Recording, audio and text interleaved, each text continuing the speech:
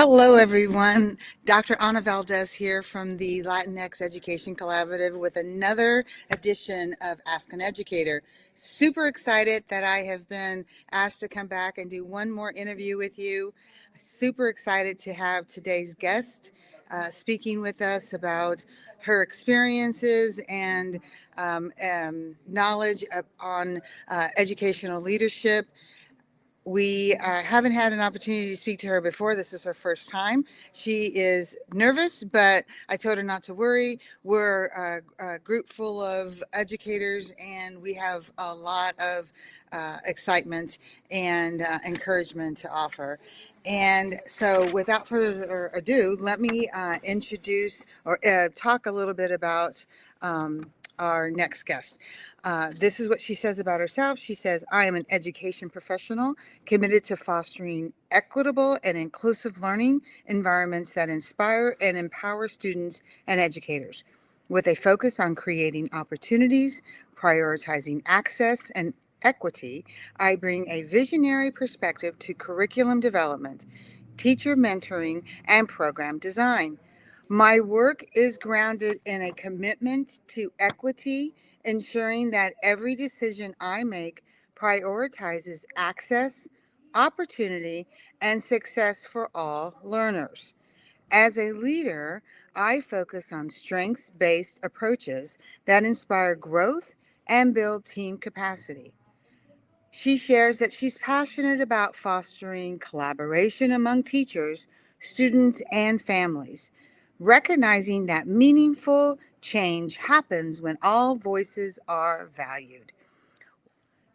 While she continually strives to deepen those relationships, she leads with empathy and a desire to see others succeed.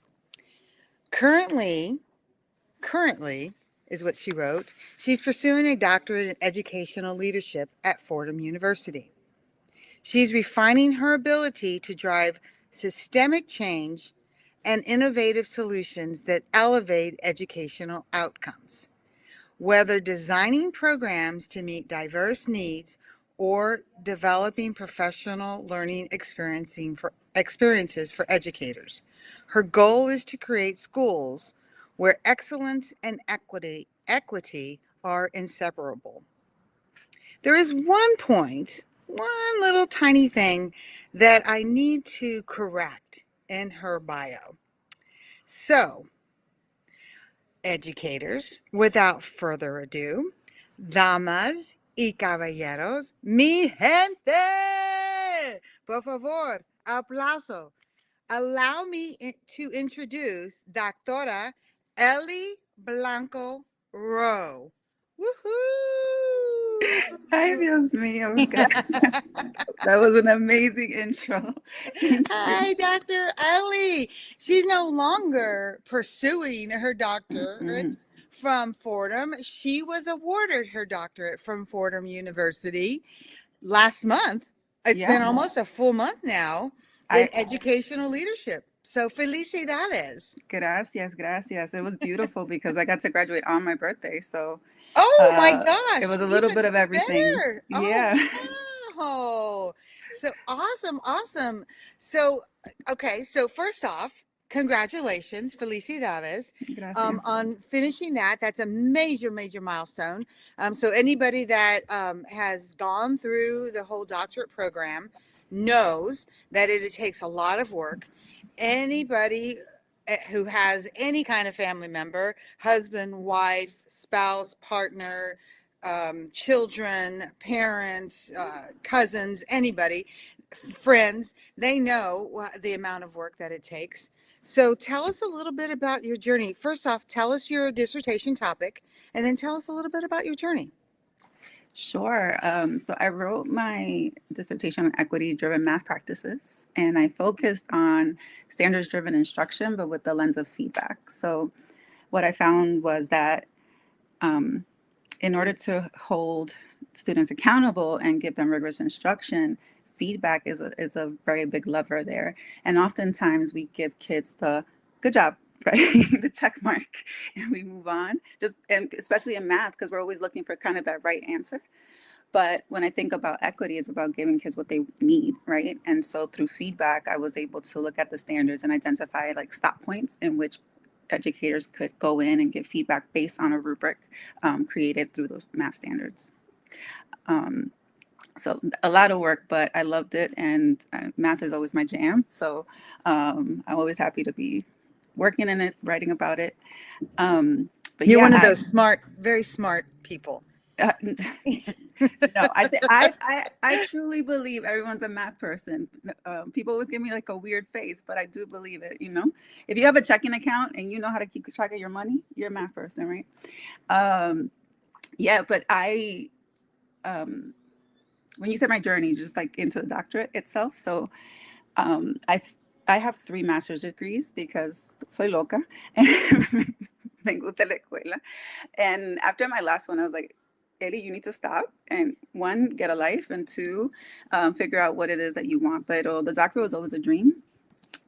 So it took me about 11 years to go back just because I really wanted to be clear about what I wanted. And en ese tiempo me casé, had 2 kids, my stepdaughter, full house. And so when I went back, my kids were obviously much younger because it was a 3-year program that took me 5 because life, right? And yeah, I mean, this last year was a whirlwind because, as you might know, like the last year is where you write everything kind of little by little. And so a lot of support was needed for me to get through to be able to walk that stage. That's fantastic. Um, so, so you're married. You have 3 kids, right? Mm-hmm. And so you shared a little bit of something, kind of a full circle moment. Do you want to share that with the audience about? And I love the fact that you said that you love school. I don't know anybody, and I've spoken to several people on the doctorate journey. um, we kind of all love school. If you're going to go and spend 25 plus years in education, earning degrees, that you got to kind of love school. You Yeah. know, you just kind of do. But do you want to share a little bit about something that you shared with me off camera, or you don't have to? But a Yeah, full no, circle of moment. Okay. course. I mean, I'm first gen. I'm first gen everything, right? And so first born in the country, first, in my immediate family to graduate from college and masters and all that fun stuff. So, I mean, to get me here, my mom, worked hard, right, to make sure that she fought for me to get the best education possible, and it was constant. Like, and then that was the dream. It's like, tú estás aquí, you got to graduate from college, right? Like that was the number one. What you do after that, it's on you. Eh, and then when my parents got married, my dad did start his associates, and they're both immigrants to the country. So, my dad has his own journey in like learning English and being in school. But when my mom became pregnant with me, he had to drop out, and so that created a whole slew of challenges. My mom became a stay-at-home mother. She didn't know the language, and then my dad was trying to provide, but there were challenges there too, obviously, as most of us know. Um, but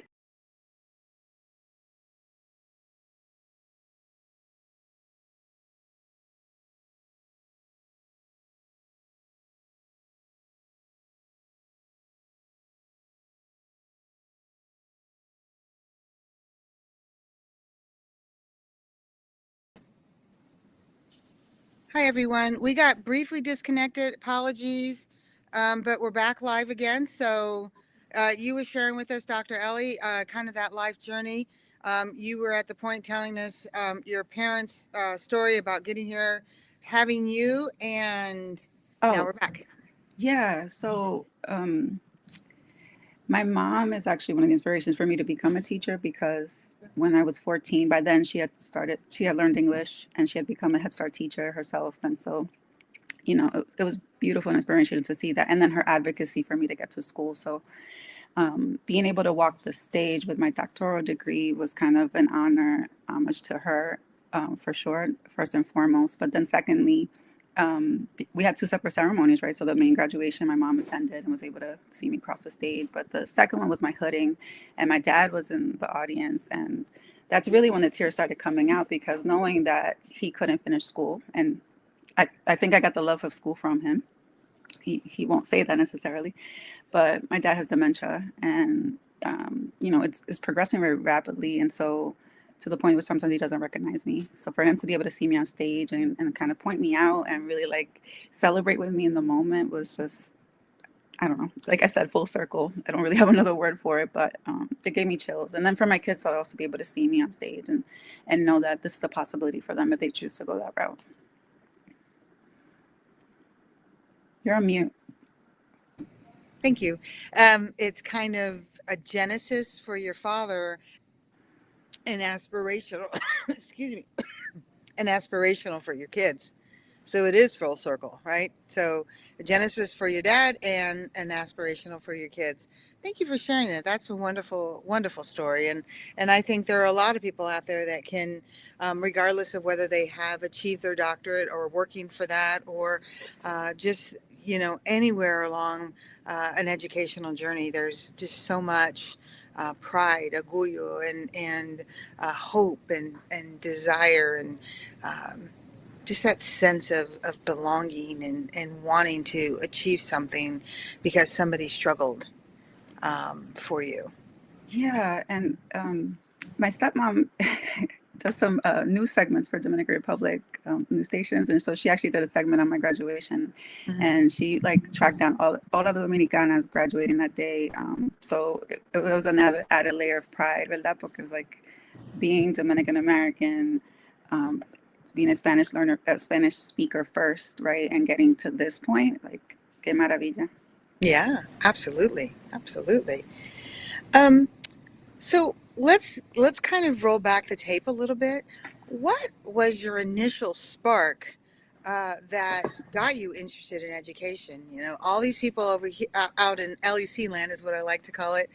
Know my story that when I was younger in second grade, that's when I got the spark to want to be an educator, and I was thinking that I had to become a nun because I was in Catholic grade school to become an educator. And so when I told my mom, she was like, there's a few things that you need to learn, but you could become a teacher and not have to be a nun. But what was your spark? The spark, I think I just had different moments of G-spot, like different bright spots that happen. Because I was a Spanish speaker, like kindergarten, my kindergarten teacher was my best friend. Nobody else spoke Spanish, so she was the person I just hung out with, I had lunch with her, all that, right? And so just having that kind of connection and not having community in that moment was like, okay, there's this person here who's driving the force. And then, throughout different points in my school career, there are people who just stand out in that way. And as I mentioned earlier, my mom coming to this country at 16, barely finishing middle school in Dominican Republic, but putting herself back in school and becoming a Head Start teacher, and her also working towards her associates later and learning the language, all by raising two kids, right? Like that in and of itself is just awe-inspiring, and it was always like a big driving force for me. And then when I got to college, I studied civil engineering. So my undergraduate degree is in engineering, and my mom still is angry at me that I didn't pursue that. Pero as part of the Hispanic Professional Engineers program, I was tutoring local kids in Nashville, and I was just so much happier there. Like I would get to class and I'd be depressed and just out of it, and then I'd go and tutor, and it's like I would come alive. And at that point, I was like, well, what do I do? Because I'm finishing with this degree, and that's when Teach for America came on campus and was recruiting people. And so, these like little moments were lining up for me and came full circle. And because of that, I was able to actually come back and teach in Washington Heights, where I grew up in Harlem, Washington Heights in New York. So I was able to teach down the street from where I grew up. So I just felt happiest around teaching and helping kids. I knew that it was possible and inspiring because of what I saw with my mom, and then also like just all the hands that helped me throughout the times to get me there. Yeah, so there were a lot of chispas there. Your mom, SHIP, right? Society of Hispanic Professional Engineers. See, I knew you were smart. Your kindergarten teacher, what was her name? Do you remember? Ms. Lamberger. Liz Lambert, yeah. Mm-hmm. Mine was Mrs. Milburn. It's amazing. I mean, teachers are so amazing, and there have been, you've probably have students that remember you that you were the person, their North Star, the person that they could have lunch with, that they could hang out with, that they could connect to. So, um, that's the beauty of educators. You never know who you're connecting with, but know that you're connecting with someone at different points of time.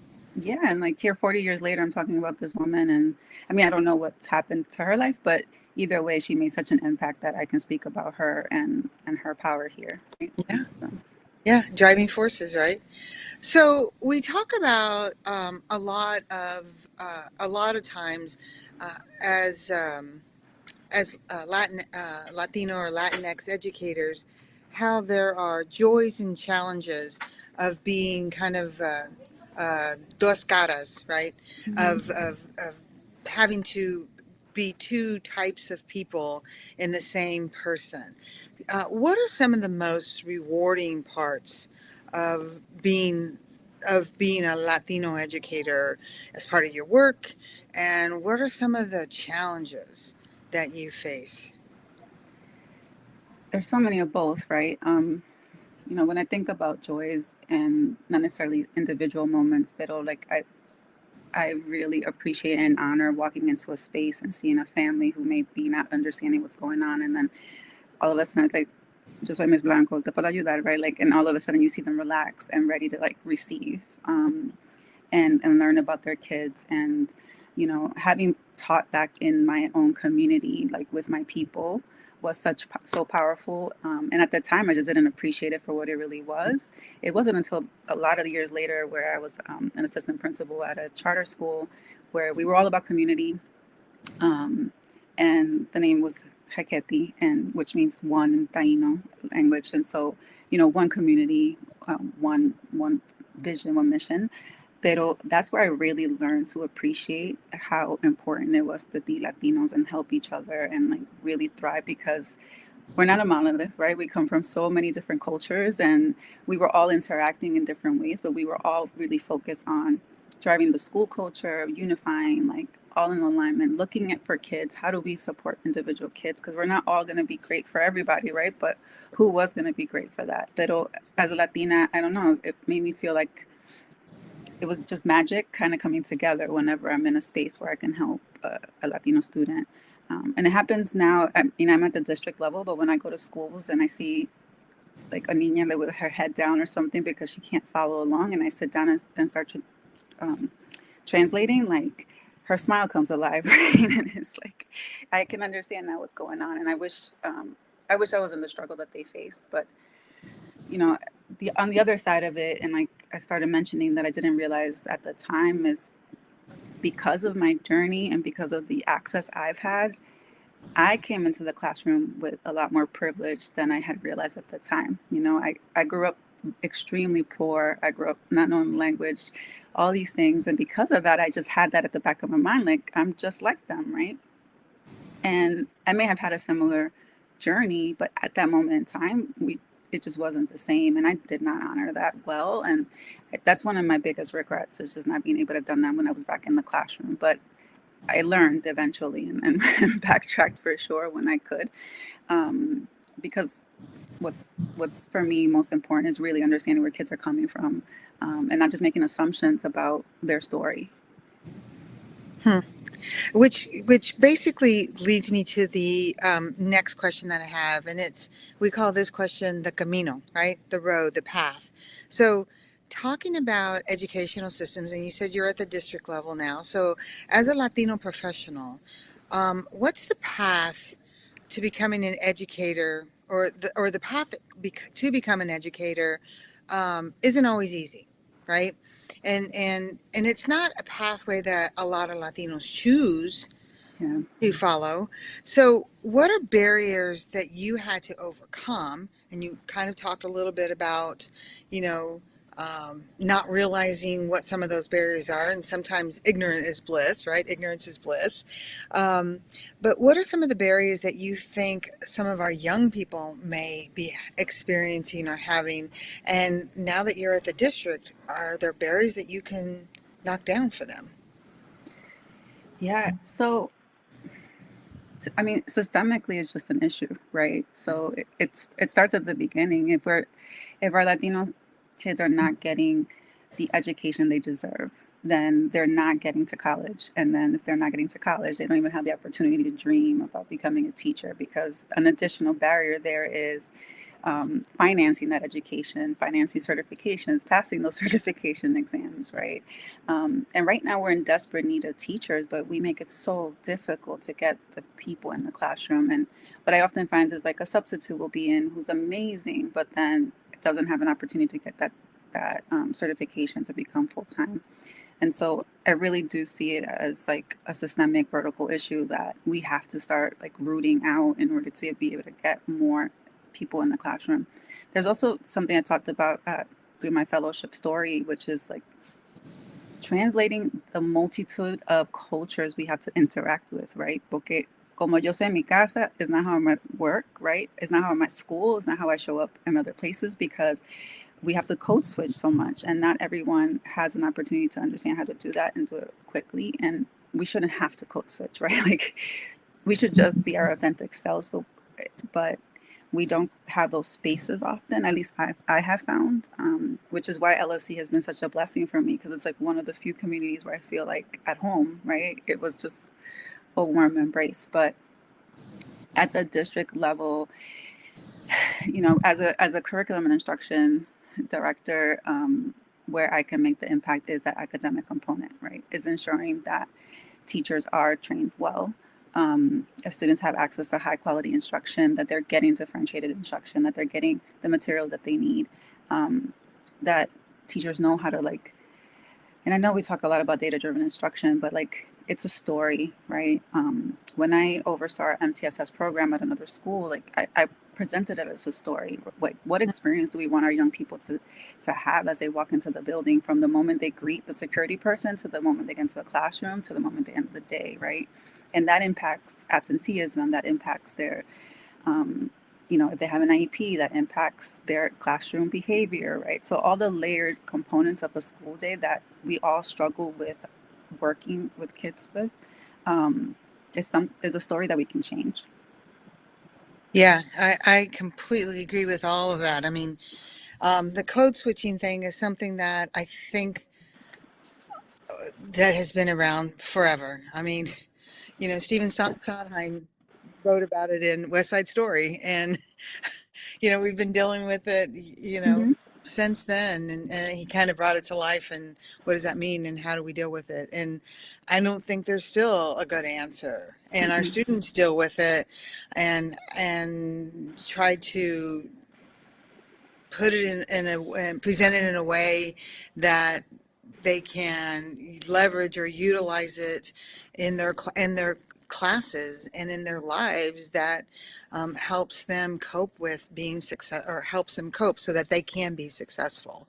Um, but it's not a healthy way of managing life. It's not a sustainable way of managing life, I guess is the right way. I'm trying to say that. No, and our teachers are so overworked and burnt out, and we're asking them now to, and I'm just saying this because oftentimes we get caught up in the day to day and the minute to minute, right? That we don't stop to look at the kid and see who they are and what they need. And so then we put the onus on the child to step up, but then they're a child, right? And so how do we create a system that handles both for them? Mhm. Because as you were talking, one thing that came to mind is that when I was learning division, I've told this story often, but my mom taught me how to, in DR, they goodness, I'm blanking on the name right now, but we put it upside down, right? The divisor. And the teacher snapped at me and just told me, "You're doing it wrong." And I'm like, "I'm not, because that's how my mom taught me," right? And she's like, "Well, that's just wrong. We don't do that here." And it's Oh, something in division. in division, yeah. So, Oh. so it was a small moment, but at that time I learned to just not bring in anything I learned at home to school, right? Like I just couldn't do it. And then in high school, I had to learn the classics, but that doesn't mean those were my classics, right? Like, I'm sometimes jealous. My stepdaughter is a junior in high school, but she gets to read all these amazing books now that I never had access to, right? That as an adult, I've had to go back to read because that just wasn't possible back then. But I'm grateful that we're making some strides. Hmm. Right. And the classics from probably, you know, I'm older than you are, and they're all, old white men and had no concepts of what people of women of color, people of color had any concepts of what our lives were like. And uh, I mean, yeah, yeah, I get you. I get you on that one. And that is, I think we're doing better and we need to continue to do better, right? So Mm-hmm. that children don't think that their parents are dumb by teaching Yeah. them ways of what's wrong if you did it on the bottom. If you think about it, what's wrong with that? If you use it in short division, that gives you the same answer. It doesn't give you a wrong answer. It has nothing to do with an answer at all. Um, so yeah, that's interesting. I didn't even think about that of how we train our kids to think that our parents are dumb. Yeah, and Yeah. that's why I love to talk to teachers around mathematicians are strategists, right? They're Mhm. problem solvers. It's not about doing math the right or wrong way. It's about finding a solution, and we do that in everyday life. And that's for me where we can start leveling the playing field because whatever story you bring in, you're like every child's a whole person. We're just Mhm. lucky to add to their story, but they're a whole person. They come with an entire background, um, and if we can just give them opportunity and space to show what they know, like Mhm. you never know what's going to be possible. So true. So well spoken.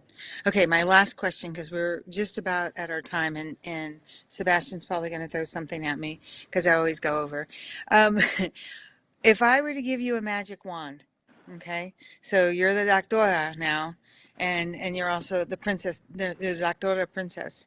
If you were given the magic wand or a fairy godmother, whatever you want to be, um, and you're dreaming of a better future for Latino students, what would you do with that magic wand? What would you create? What would you want to change? One thing to improve the lives of Latino students.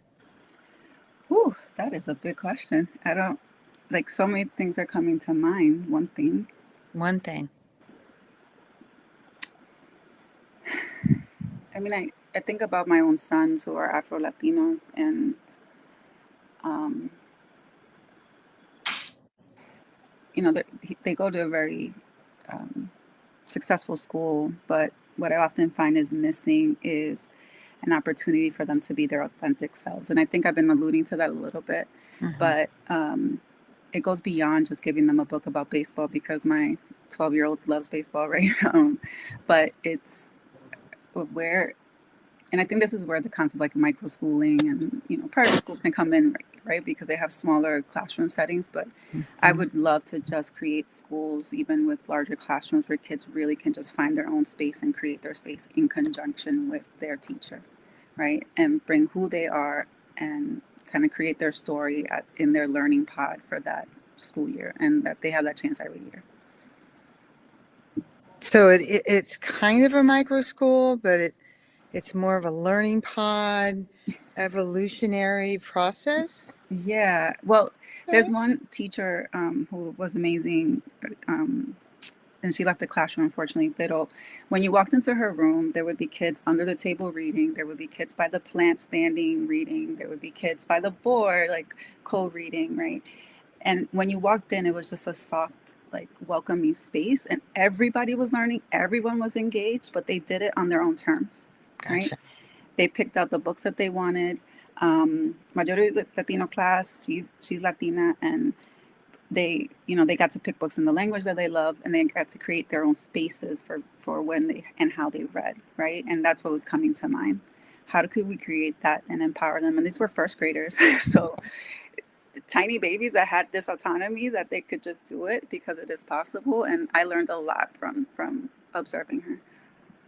Excellent. Well, there we go. That is a great note. So, if you're a young teacher and you get the privilege to create your classroom, and if you're a reading teacher or an ELA teacher, then create an environment with soft seating and a lot of access to books in various languages so that you can create an environment that your littles or your bigs, whatever, the kiddos, get a chance to read in an environment or in a way that allows them and their bodies Mm-hmm. to Mm-hmm.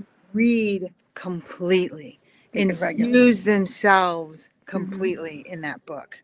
Mm-hmm. That's our advice for today.